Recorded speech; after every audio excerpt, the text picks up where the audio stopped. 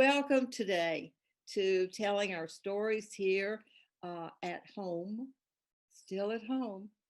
I kind of have gotten to the place where I like that. I don't have to worry about going anywhere or coming back from any other place, and I won't be completely free with what I'm wearing. So it's been a very nice ride for me, and I hope for everybody else too. But soon we should be able to move around and to do more. Today, we're going to do something else. This is a guest that we have with us today. So this is a half an hour that we'll be together. And we've got a great project or a great topic to talk about. We're going to take a look back at the festival for women storytellers that was just arranged, and actually she made the thing happen. Jessica Piscatelli Robinson is our guest today. Hi, Jessica. How are you? Hi, Eloise. Thanks for having me. I'm doing well, thanks. Well, I've been following you for a long time, so I wouldn't necessarily have to have you to come in and tell us about the festival. This was the second one, right? An Yes, yes. unheard of thing in this form of art and whatever. Storytelling for women only. It wasn't controlling the stories that they tell, is that right? But you wanted women tellers. um, what was your first thought? Now this is the second year. uh, what was your first thought last year when you decided to do this? I, so I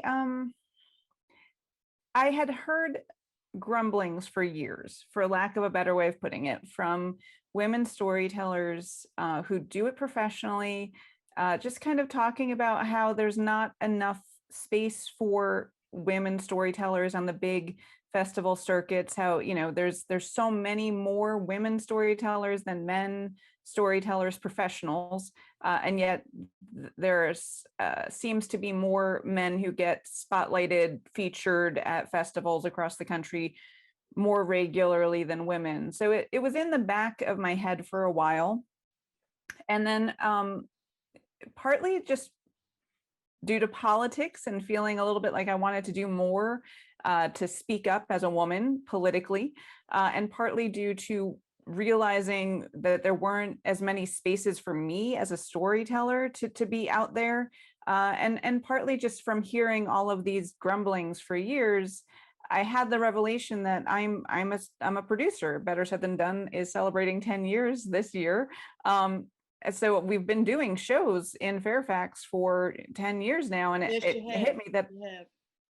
yeah, that I could do more. So that was the idea. That was the genesis of putting together an all women storytelling festival. Well, I'm glad you brought that up because I would never have asked you about it, although I know that it happened. The 10 years, this is really 10 years for Better Said Yes, Than Done. next month. Wow, Yeah. you're a woman of energy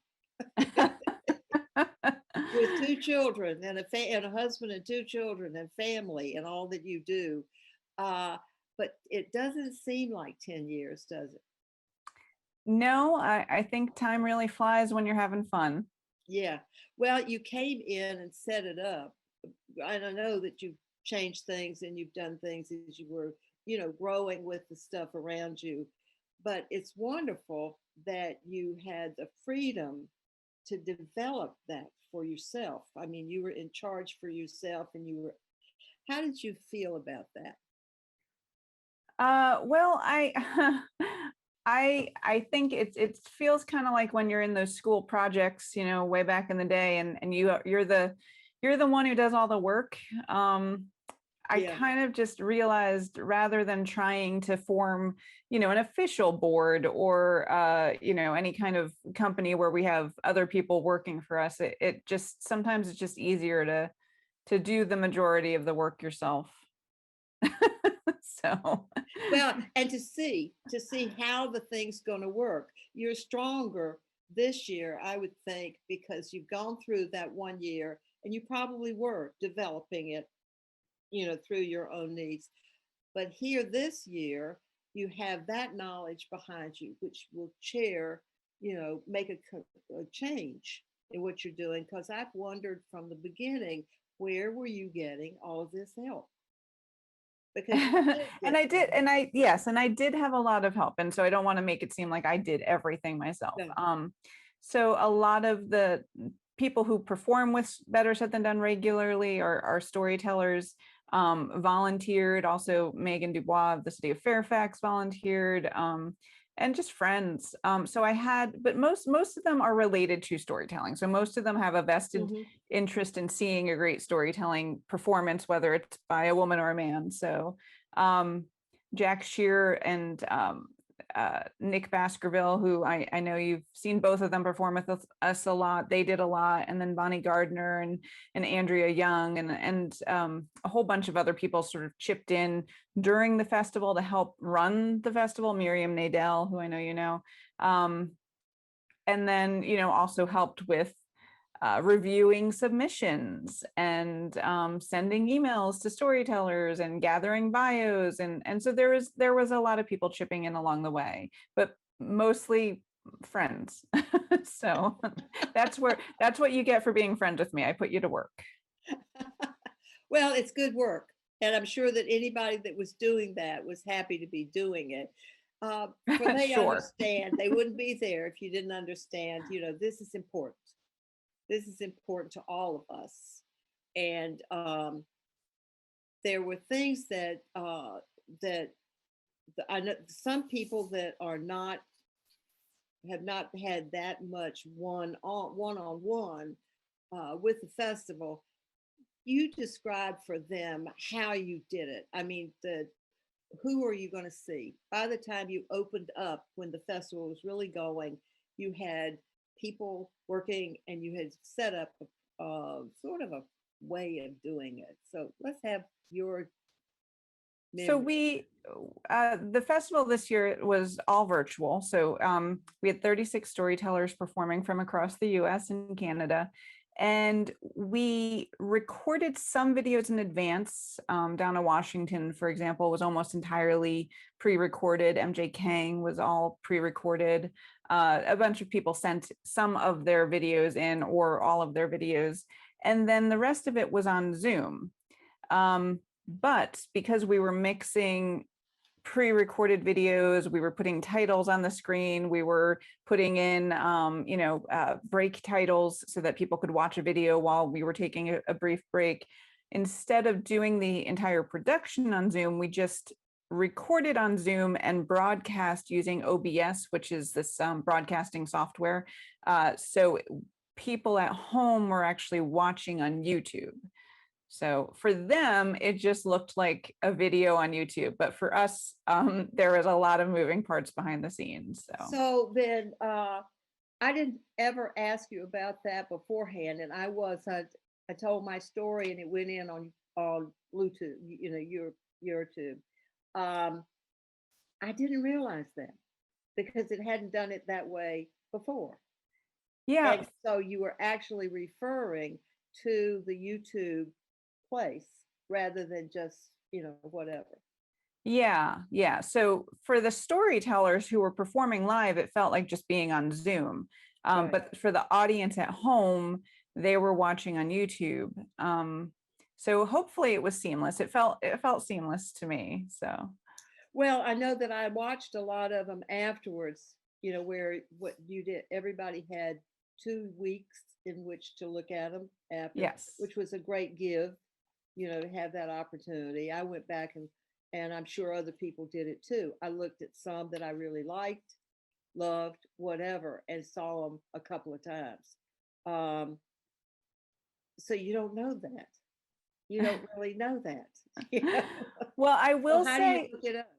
Yeah, we were even getting comments on the YouTube videos a few days ago. So because the viewing period just ended yesterday. So so people were still leaving comments as they were getting through. And also we had a lot, I had a lot of people email me and tell me what they thought, which was great. So I'm actually compiling testimonials. I'm going to share it with all the storytellers and and probably put it on the website too, because it was overwhelmingly excellent. Yeah, yeah. There was a lot being said about the teller and about the story and the way it was all going, as well as for the whole thing, you know. Will you ever bring it back again? This year's videos. Hmm. Yeah, I don't know. I would be willing to. I'd have to get permission from all the storytellers, and yeah, I don't know.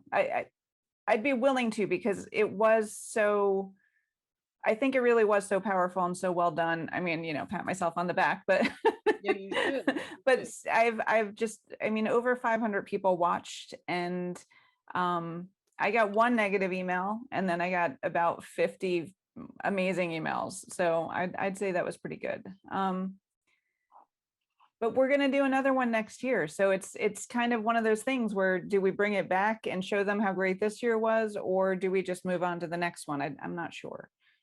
Well, I think that when that started coming up, one of the things that I thought about, that it's always been there for people who were just performing and then walking out. It wasn't done in the paper, it wasn't reached out, but this gives the teller who's performing an opportunity to have had somebody said something. You're saving it and having it available, and that is so incredibly important. For myself, because I told a story as well, just being able, I didn't get to read the comments while I was performing, but I went back later, and just seeing all the things that people said was very, affirming as a performer. And no one posted in the comments, "You suck," which is good. And I mean that for myself and for all of the other storytellers. There were no negative comments left, which is great. And deservedly so. So it was really nice, because, you're always performers, even storytellers, we get a little nervous about how we did. So I think it's just nice to be able to go back and read the comments and see how much people liked what we did. Yeah, how they could get a tap on the shoulder, a Yep. little tap on the back that Yeah. says good job. We'll be right back. Please just wait for us. We're not going to be gone long. Take care. I work out every day. COVID won't kill me. I'm 24. COVID won't kill me. I have antibodies. COVID won't kill me. It's been a long week. COVID won't kill me. I'm 25. COVID won't kill me. I'm partying outside. COVID won't kill me. I don't need to wear a mask around my friends. COVID won't kill me. I'm 23. COVID won't kill me. If I haven't gotten it yet, COVID won't kill me. I'm young. COVID won't kill me. Famous last words. Don't let them be yours. Socially distance. Mask up, America. Hello, you see, I told you we wouldn't be gone long, and we've got some more interesting things to tell you. Jessica's going to tell us some stuff that we hadn't talked about yet.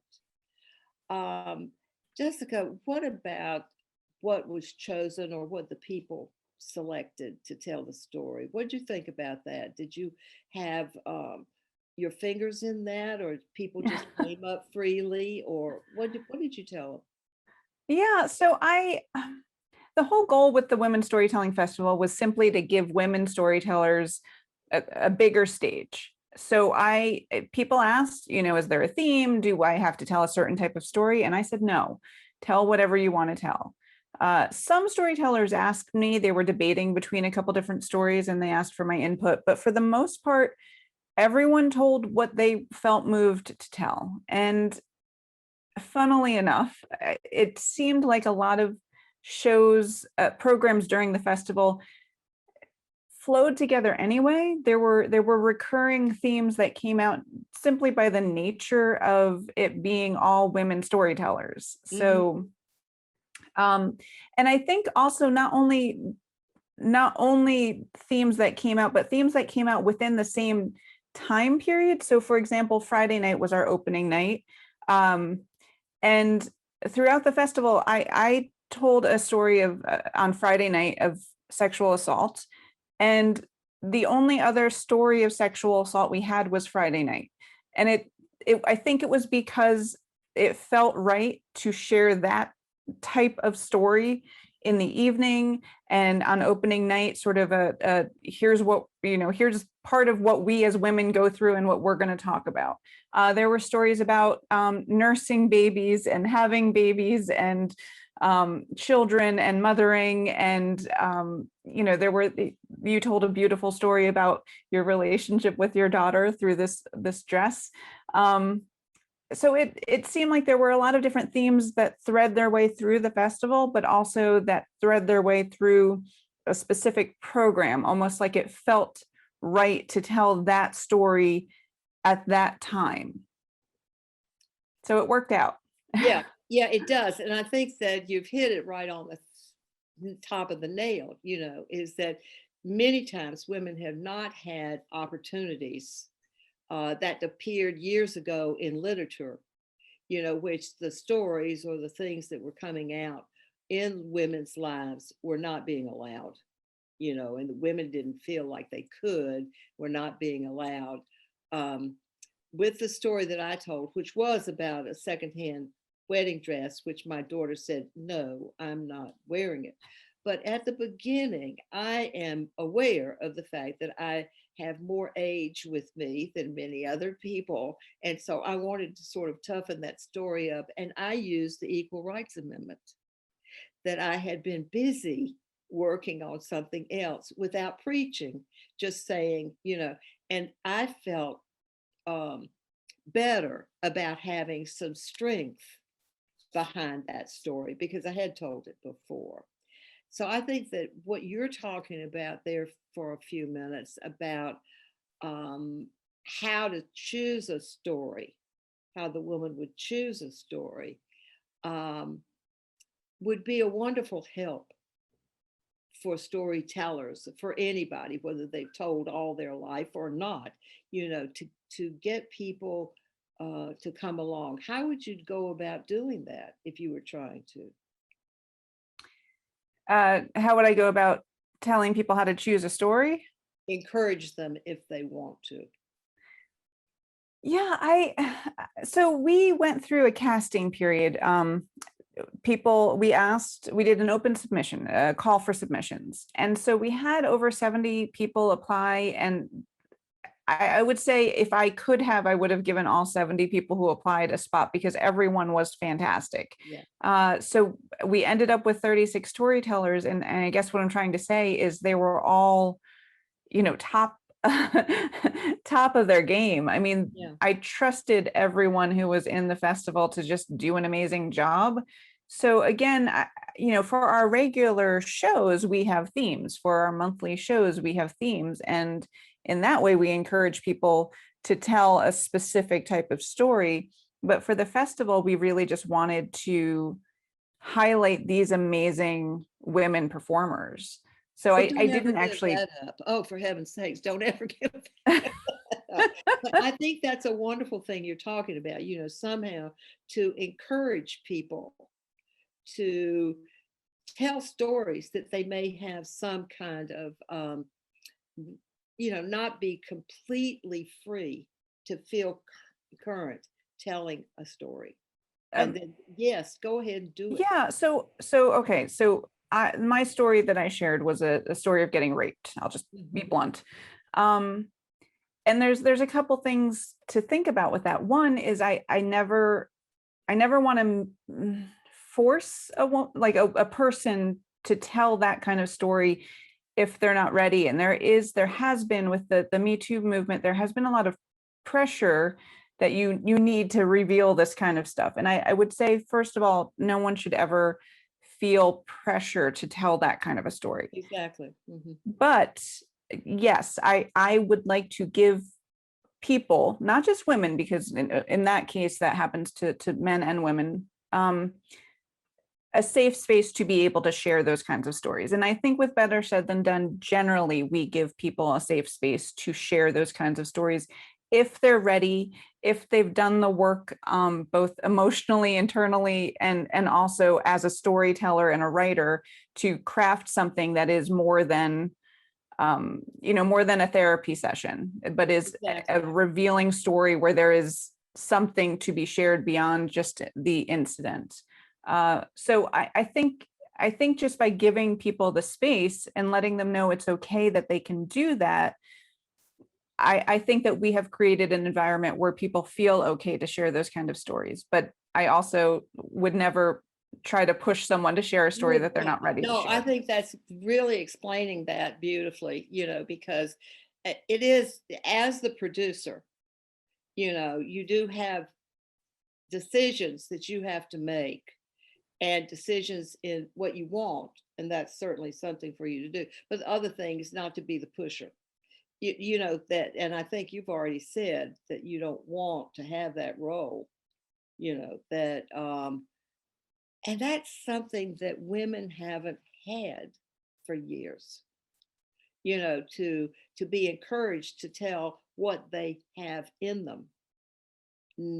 So you're doing a great thing right there, to encourage women to be strong enough, or brave, or however you want to put it. How do you feel about that? I feel pretty good about it. Yeah, that's pretty good. And I think we all have, if you've been and you conduct workshops and everything, and I've done that for a long time, going to workshops and whatever. And it's sometimes the first 5 years I was doing that, I was sometimes just knocked over by the fact that, oh, she did that. I don't believe she did that, And then all of a sudden you realize the truth of it, that this is what you need to do. It's not therapy, it's you coming out. So keep it up. It'll make stronger storytellers in the long way. Now, what about next year? Have you had any thoughts about it? A little premature. No, you're not the first person to ask, actually. A bunch of people have already, I mean, before this year's festival, I already had people writing me and saying, can I apply for next year? And I'm like, just give me a week. But yes, we will hopefully be in person in Fairfax. Again, I'm assuming by March of next year, we will be live in person. I hope so. And then I think that I think we're going to have to also stream the videos, because so many people who came this year have already written and said, I can't make it from California or Portland or wherever, but I want to watch. So please offer a virtual option. So I think we will be doing that as well. So see, I think that is just terrific that you're including these people that couldn't pay the money, or didn't have the time, had a job, and then nothing. I personally, I'm not getting on the airplane.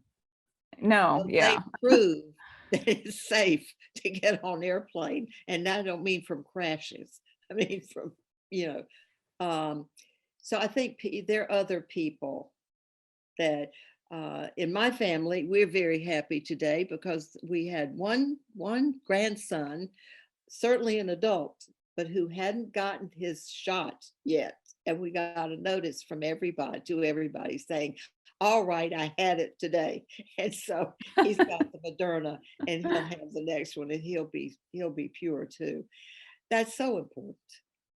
Just absolutely so important. So all of these things come around what you're doing.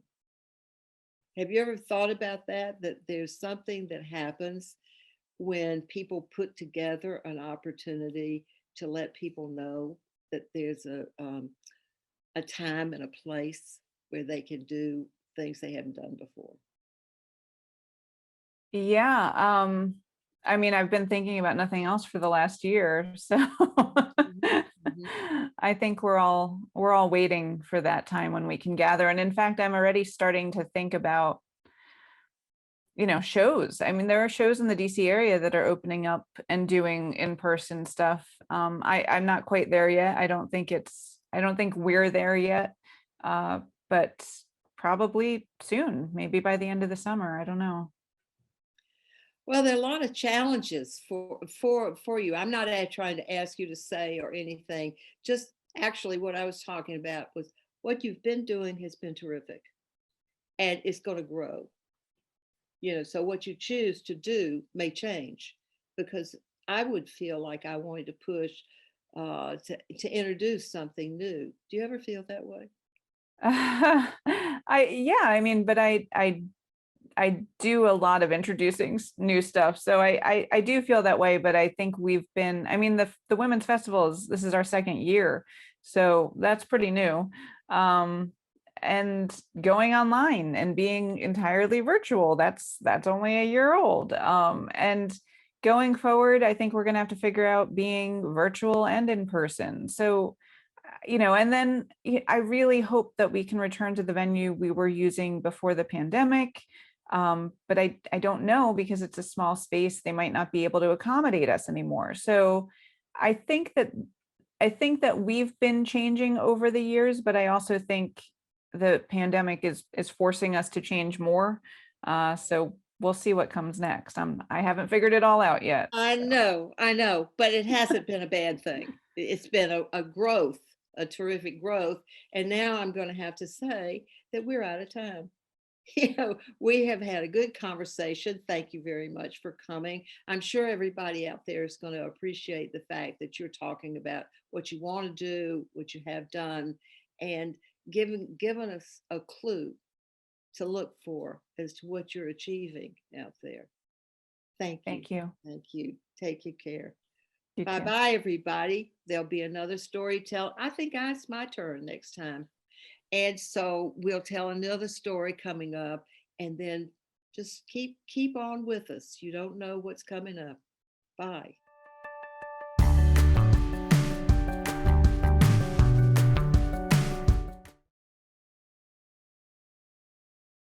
My mother was always very familiar with her neighborhood, but one day she stopped at the stop sign for much longer than usual. And she didn't know whether she should go forward or turn, and she wasn't even really sure where she was at. It was very unsettling for her. I felt so much better after my son told me, "Mom, I don't want you to worry or be afraid. I'll be there for you, and we'll figure it out."